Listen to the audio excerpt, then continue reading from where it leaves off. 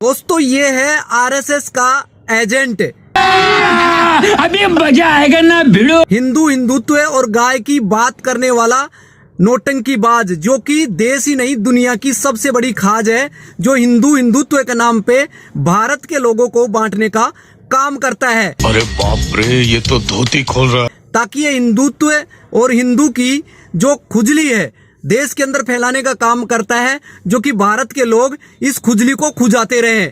इसीलिए हिंदू और मुसलमान की राजनीति करके ये वोट बैंक की राजनीति बना रहे हैं। इसीलिए मैं कहना चाह रहा हूं इस पोंगे पंडित से, इस धीरेन्द्र शास्त्री से, ये भारत में हिंदुत्व के नाम पर क्या इसने टेंडर लिया है भारत के लोगों को बरगलाने का।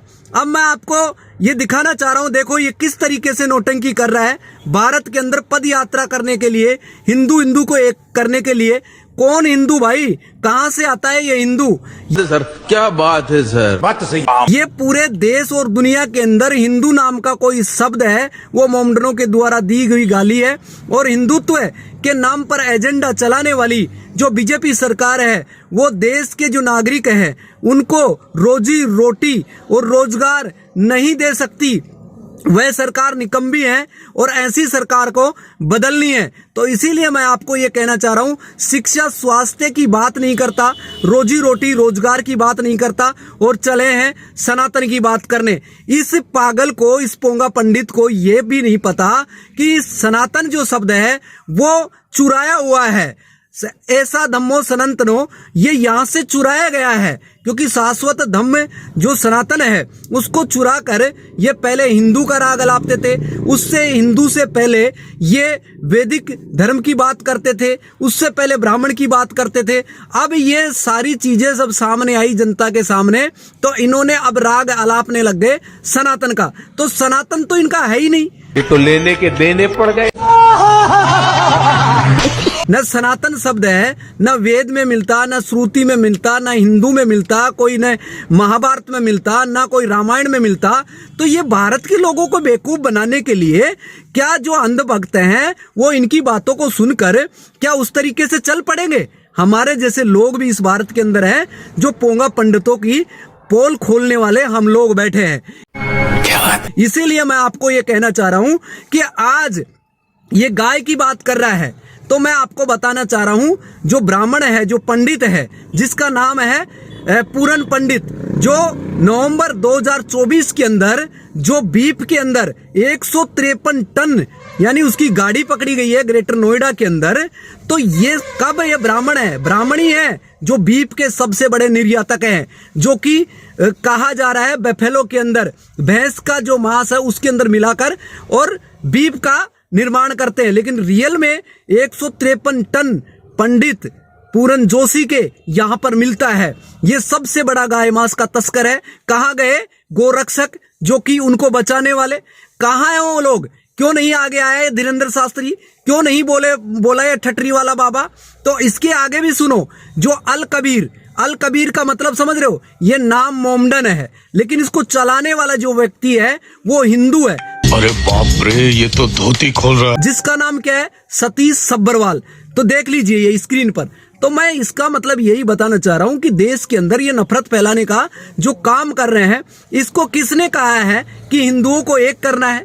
ये पाखंडी बाबा है, ताकि आपके दिमाग को नसबंदी करने के लिए ये खाज खुजली फैलाने का, हिंदुत्व के नाम पर बेवकूफ बनाने का काम कर रहा है। तो लेने के देने पड़ गए। जब हम भारत के समदृष्टि कोण के आधार पर संविधान को मानने वाले लोग हैं, और ये हिंदुत्व की चाशनी में आप लोगों को लपेट कर, और ये जब वोट की राजनीति आती है तब ये पदयात्रा करने निकल जाता है। इसको कौन कहता है? देश और दुनिया का सबसे बड़ा बाबा है, symbol of knowledge, doctor BR Ambedkar.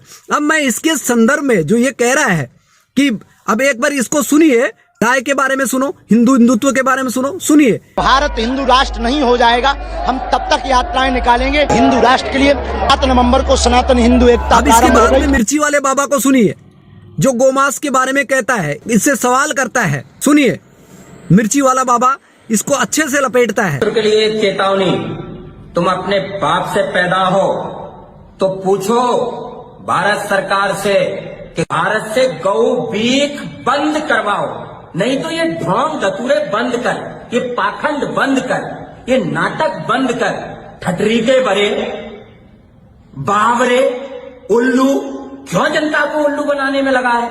बहुत हिम्मत है तेरे में तो कि गौ माता का भीख विदेश जाना भाजपा सरकार बंद करे। अगर तू ये बोल देगा ना तो तेरे बागेश्वर सरकार तेरे आश्रम में ही आग लगा देगी भाजपा। सज्जन को क्या तकलीफ है भाई?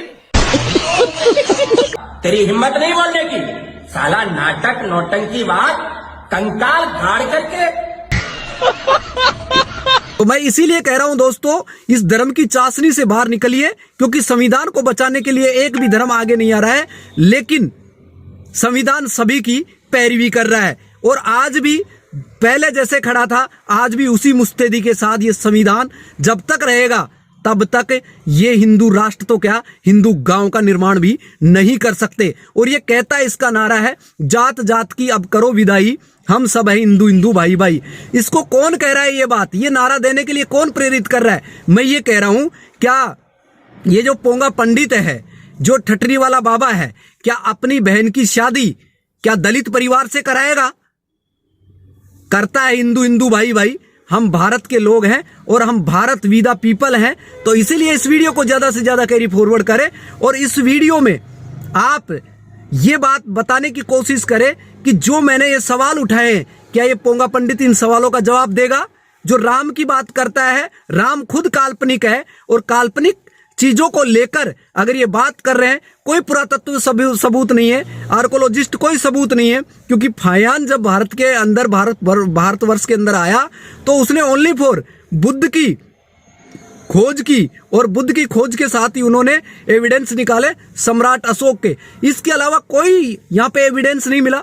तो राम और कृष्ण काल्पनिक है, सीता काल्पनिक है, और ये कोई साबित नहीं कर सकते। कोर्ट में चैलेंज कर सकते इनको। इनकी रामायण को ललई सिंह यादव ने इनको सच्ची रामायण के माध्यम से कोर्ट में केस जीतकर इन्होंने काल्पनिक घोषित किया है और कुछ नहीं है। आप गुलामगिरी पढ़िए, जो गुलामगिरी राष्ट्रपति ज्योतिबा फूले की, उसमें जातिवाद का इस तरीके का दंश है, ये वर्ण व्यवस्था इस तरीके से बनाई गई है, जो जिस जाति में पैदा हो गया ये जन्म से ही तय हो जाता है।